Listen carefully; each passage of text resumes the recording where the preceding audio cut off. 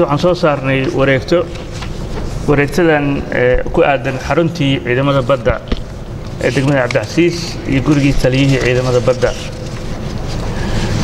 markaan arkay dastuurka Jamhuuriyadda Federaalka Soomaaliya markaan arkay sharciga maamulka gobolada iyo degmooyinka markaan arkay sharciga dhulka iyo dhismaha gobolka Banaadir xeerka badaha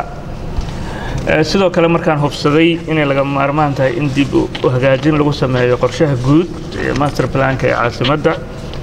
markaan xaqiiqsaday baahida degdegga ah ee loo qabo in safaaradaha iyo diblomaasiyiinta loo asteeyo goobo ay ku howlgalaan waxaan soo saaray xeerkan waxa cid allaale iyo ciddii ay qusayso lagu wargelinayaa in xaruntii ciidamada badda ama ex-marine loo yaqaanay ee degmada Cabdicasiis iyo gurigii taliyaha ciidamada baddaba iyo dhulka dhanka dambe ilaa iyo xeebta badda loo asteeyay goob ama deegaan diblomaasi ah dhulkaas oo ahaa dhul dawladeed dan guud loogu talagalay markii horeba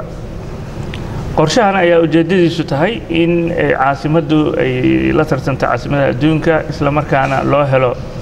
diblomaasiyiinta iyo safaaradahaba goobo ay uga howlgalaan dalka iyo si loo soo celiyo bilicda caasimadda sidaas daraaddeed waxaa xeerkan lagula wareegay ama dib loogala noqday dadka dokumentiyada u haysta dhulkaas maadaama dhulkaas uu markii horeba ahaa dhul dan guud ah sidoo kale waxaan hay-adaha dowladda federaalka ku wargelinayaa inay joojiyaan dhulalka ay bixiyaan ama ay siiyaan fasaxyo dhismo ee magaalada bacdama dowladdu ay u wakiilatay dowladda hoose xamar iyo duqa magaaladaba inuu mas'uul ka yahay dhul bixinta iyo fasaxaba ugu dambeyntii cid allaale ciddii amarkan jabisa ama u hoggaansami weysa waxaa lala tigsan doonaa sharciga sidoo kale waxaan ognahay in dhulkaas aan ka hadlayno dad mas'uuliyiina ay ku jiraan taliyaashii hore ciidamada qalabka sida kala duwan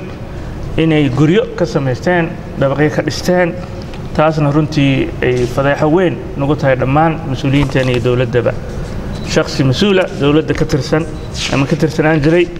in uu dantiisa ka fikiro waxa ka wanaagsan danta guud shacabkeennii iyo masaakiinta ayaa u maqan haddii annaga mas'uuliyiinteennii qofkii xil qabtaba uu guriguruba iska dhisanayo ama goobihii danta guud u isticmaalayo dano shakhsi ah sidaas daraaddeed waxaan rajaynaynaa maanta